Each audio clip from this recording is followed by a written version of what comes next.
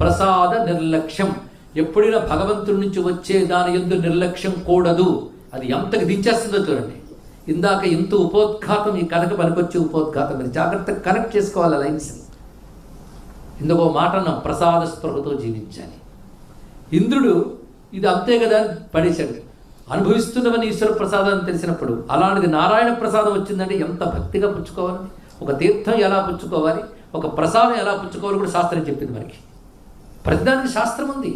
శాస్త్రంగా చేసిన దానికి ఫలితం ఉంటుంది. ఇక్కడ ప్రసాదం పుచ్చుకోవాలంటే వస్త్రాన్ని 4 మడతలు పెట్టి అది ఎడమ చేతిలో పెట్టుకుని పైన కుడి చెయ్యి పెట్టి తీర్థం పుచ్చుకోవాలి అని చెప్పారు. చుక్క కూడా పడకూడదుట. అంటే అంత విలువ దానికి, అంత శక్తి ఉంటుందండి. తపస్సు వల్ల సూక్ష్మ దృష్టి పొందిన ఒక వ్యక్తి, ఒక యోగి ఇటీవల కాలంలో చెప్పిన వార్త ఏమిటంటే, తీర్థం చేతిలో పడితే తీర్థం చుట్టూ ఒక కాంతి వలయం కనబడింది సూక్ష్మ దృష్టికి. అంటే మన దృష్టి